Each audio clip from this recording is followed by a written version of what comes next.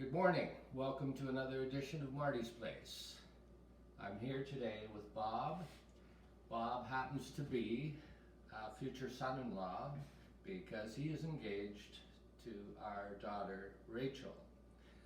Now, we're celebrating a really special birthday. It's Rachel's birthday, so Bob has come over to help us prepare the steaks with a marinade. So we'll show you the steaks in a second and all the things that go into making up the marinade. All right, well, let's get going. All right, the steaks we have are a New York striploin steak. We have 8 of them because we'll have actually 10 people.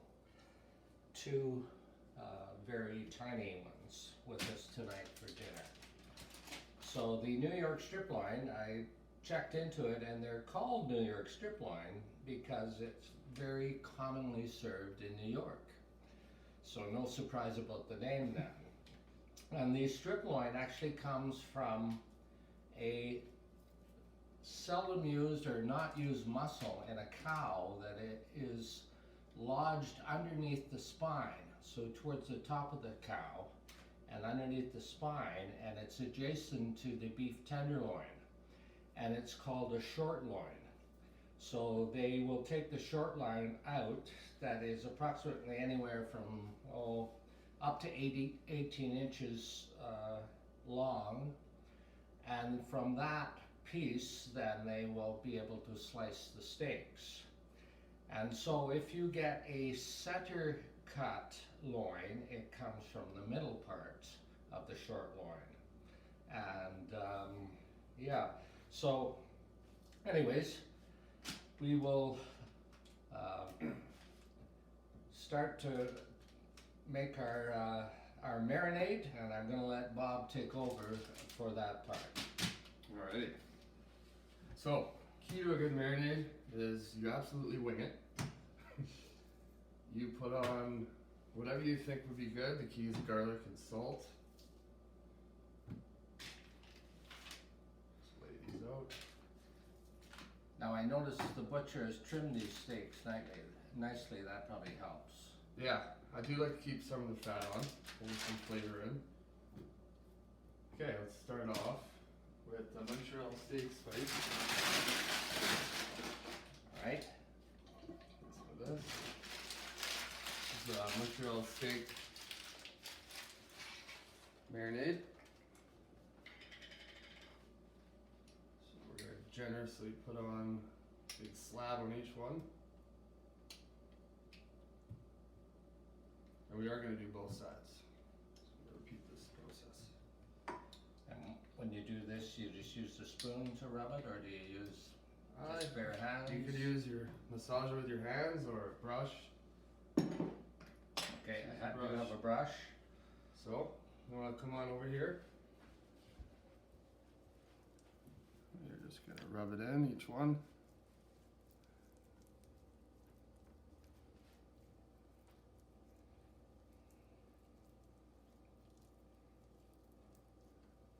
And once this is done, we'll start adding some balsamic vinaigrette.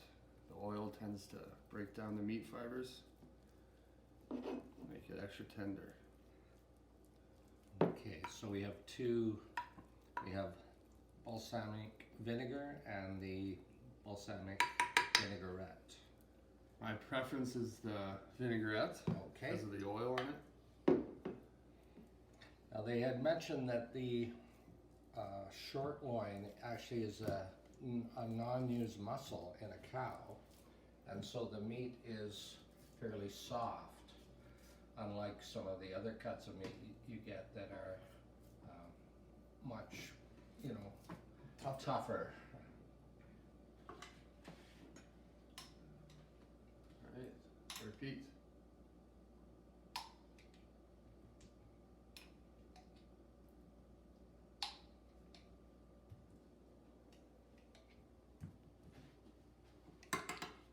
You can start rubbing them in.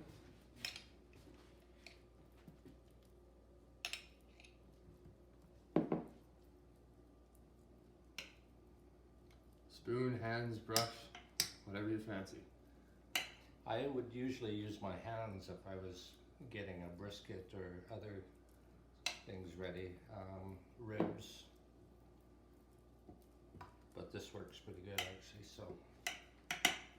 There, I think we're Alrighty, good step to 2. go. Balsamic vinaigrette, classic salad dressing. Seems odd, but it works. Just load it on. Both sides? Yeah, we're gonna do both sides. You can flip those.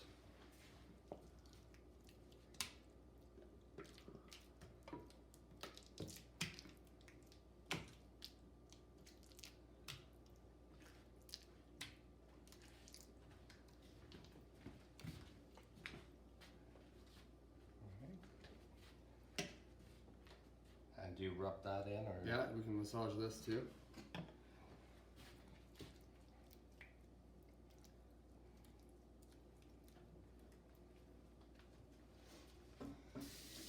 All right, so far so good. Okay, we got the base on. Now comes time where you absolutely wing it. This is a barbecue dry rub. It's a garlic salt mix.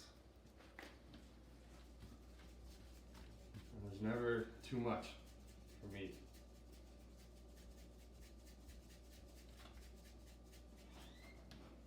Okay, there's Flip one 'em. there.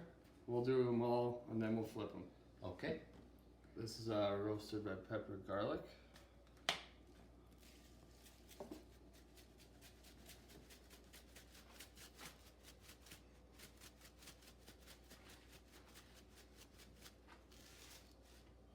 Okay.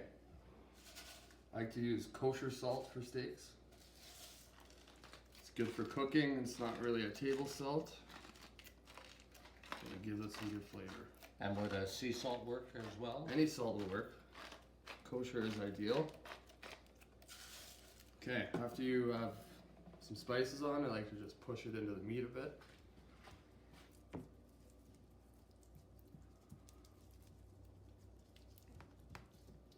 Really stick it in there so it stays. Okay, then we're And gonna then flip flip. and repeat.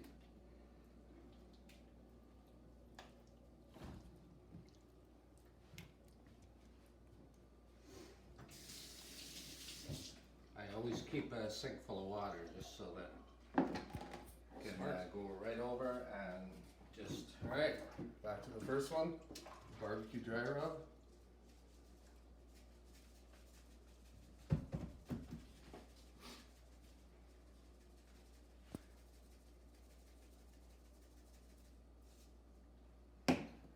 Two. Roasted red pepper.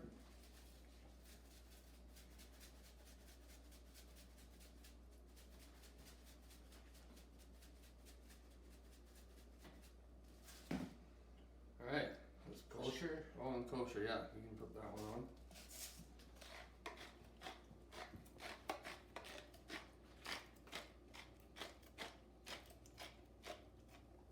Okay, we're gonna push it in. Now, do you refrigerate after this? Yeah, I like to throw it in the fridge and keep it out at room temperature about an hour before you cook it. Okay, so bring it out Yeah, and Well, let it about warm an up. hour before you throw it on the barbecue. Okay. Okay, and lastly, we have pepper. We have pepper. Let's grab some pepper and we'll put that on top. Okay. I'm gonna do a little bit of keg steakhouse spice. Okay, I have a pepper mill here. Okay, you can want some pepper on. Put this on top. Both sides are we doing again?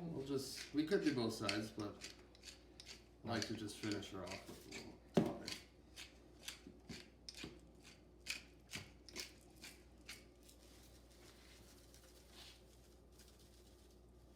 Okay, and I'm gonna push that in once more.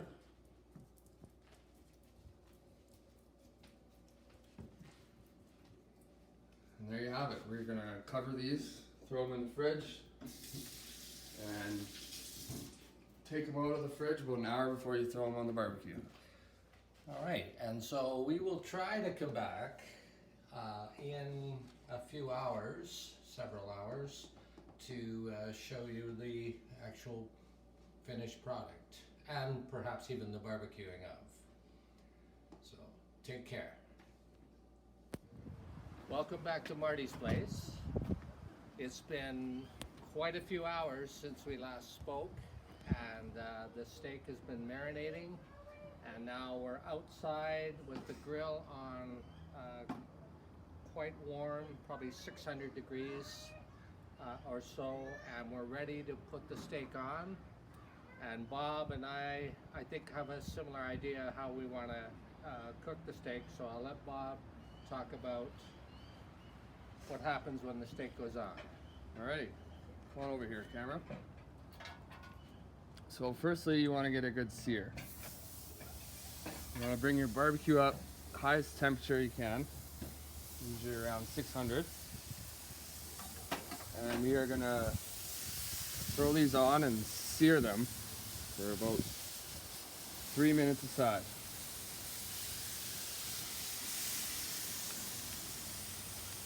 I think you're looking good.